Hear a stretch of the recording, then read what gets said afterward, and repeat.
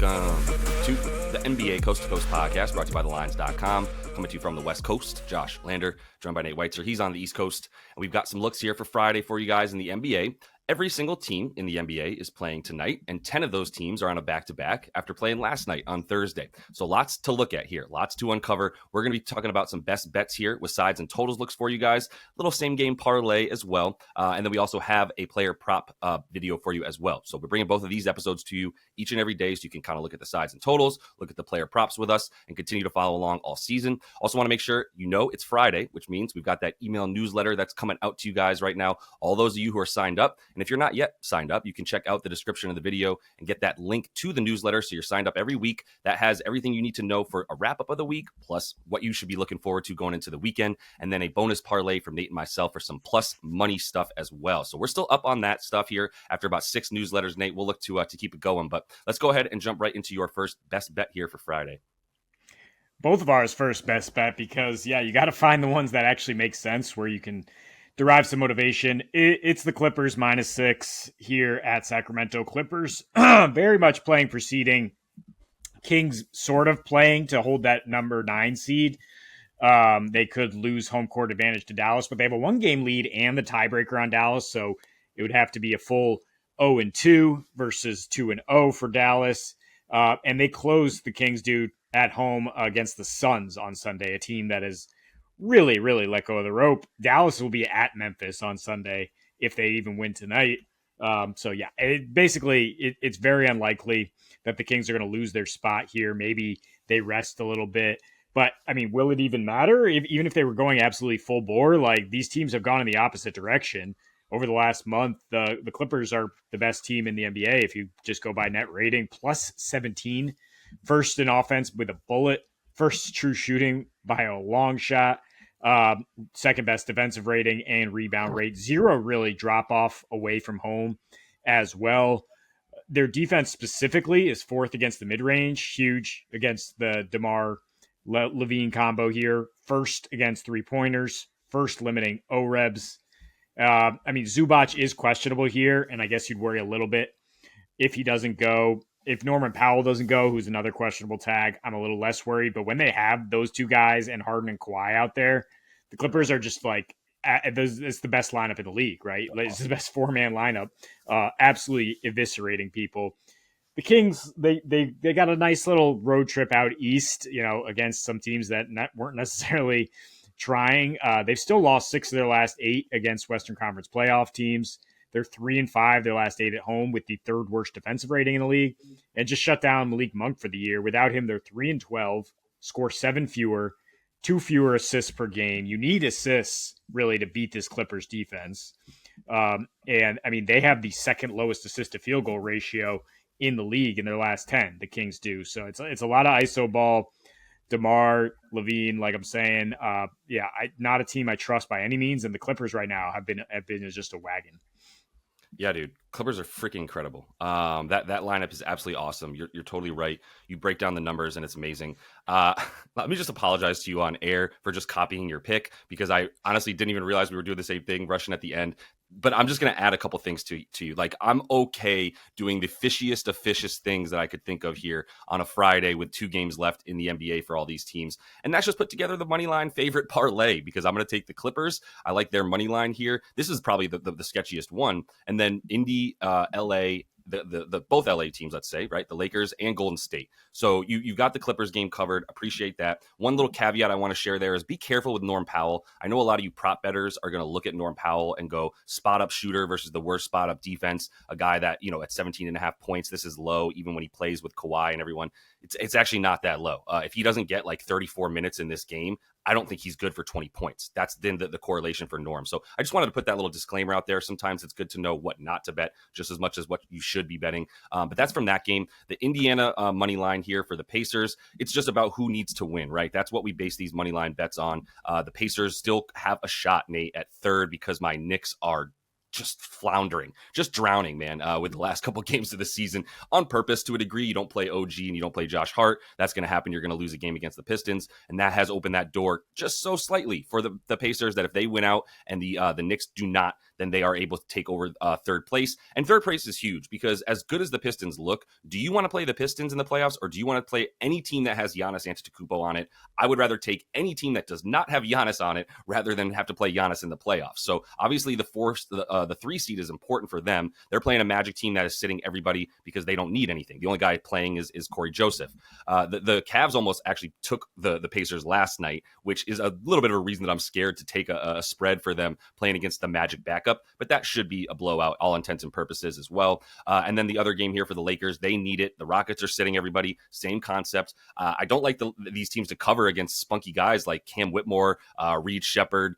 I think we're probably still going to see some Tari Eason as well. If not, like we're going to have some guys out there for Houston that would scare me to just automatically take the spread as well. But I think that the Lakers know that they want to stay in third. Like they're in third and could still end up in like 7th or 8th. They're not guaranteed to make this playoffs yet. They're still in jeopardy to play in. And the same thing for Golden State as they take on a Portland team. You've got Denny Avdia probably not playing. Shaedon Sharp might not even play. Simons is already out. Grant is out, as is every single other player that matters on that team, as we know. So like it's just really simple here. It's plus 140. I'm not saying put the mortgage on it by any means. Let's stick to our unit size here, but I think plus 140 for 4 teams who are trying to win, playing 4 teams that are not trying to win should be enough to get us there. Yeah, I mean, I could throw in the Hawks for sure at minus 520 if you want a different dance partner than, I don't know, the Pacers or the Lakers, because the Magic and Rockets both, while they don't have any incentive to win, they kind of have a culture of just like go out there and bruise the other team, right? So I mean, there's definitely a chance that if the Pacers or Lakers aren't on their P's and Q's, they could wind up in a close game, even if it's against some backups. I mean, certainly the Rockets could just play everybody. I mean, they haven't ruled anybody out. That's really key here.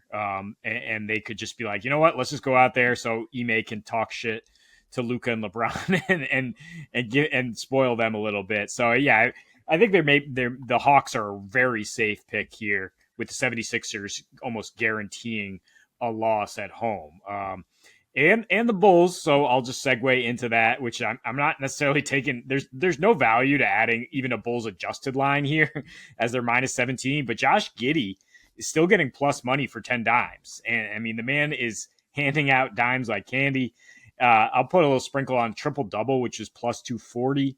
Right now, I mean, there's a chance Kobe White sits out this game. He did rest the front end of back-to-back last week, but I mean, even with him out there, Giddey has been running stuff, like I said. And Chicago does still have a 12% chance to move up, grab that 8th seed, so they should play their guys full minutes. I mean, Giddey's been going like 34 to 38 minutes in his last 9, averaging a triple-double, 19, 11, and 10.5.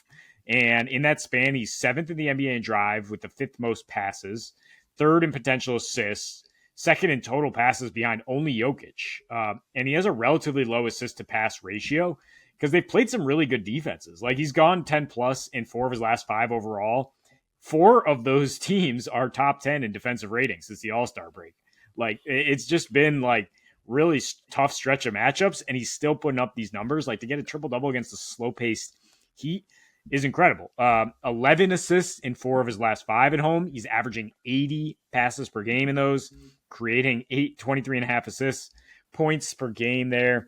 And then, of course, yeah, the Wiz. I mean, you guys already know what it is. The Wizards are terrible. They're sitting everybody. Most fantasy points to point guards overall in their last 30, including the most rebounds per game. That's why shouldn't be that scared of adding that. Most points per game to the position on the season. And yeah, even though Giddey only had 9 potential assists on January 10th against this Wizards team, you know, that leads to 7 actual assists. That just tells you that the Wizards are not these other teams that I'm mentioning where they can actually limit the shooters, limit spot ups, especially not these versions of each team where the Bulls are red hot and the Wizards are just benching anybody with any NBA experience. Yeah, I mean, even in game, they're sort of not even giving minutes to guys like you said who have any kind of NBA experience here. So yeah, what would I add to that? Like Wizards bad and Bulls not. Like Bulls good. I guess honestly, man, I don't want to play them if I'm a play-in team right now. I would not any of the 4 play-in teams. I would not want to play against this Bulls squad. So G'day, man. He's got to feel somewhat justified. He looks awesome right now, and they're doing it while winning. There's no empty calorie stuff going on. They're pulling out wins against teams that come in and think they're going to win, and they just don't. So I love this spot for him. I don't know how much they're going to rest guys. They can take these last two and still overtake eighth, like you said. Eighth and ninth are everything, right? Winning one game is so much different than having to win two games. So big deal there. But let me go ahead and close things out here and just take the Lakers or excuse me, I'm going to take the over in this game. I do like the Lakers to win this game. Obviously, I put them in the money line parlay, but over 224.5, man. I mean, we just saw the Rockets go for 251 versus the Clippers here in their game, where it was Cam Whitmore, Tari Eason, Jock Landale, Reed Shepherd, and then we got plenty of like Aaron Holiday, Nate Williams, and Jayshawn Tate. Right now, the key here is as long as Tari is still good to go for about 25 to 30 minutes, Jock Landale is now your starting center, which means fine, definitely good enough, can hit the three ball, not Alperen Şengün. I don't want to make any kind of claims that he's comparable. I just want to say, if you watched FIBA, Jock Landale is a pretty good player, as he was on Australia and continues to be as a backup center, and is somebody who, like I said, can stretch the floor, which I love a lot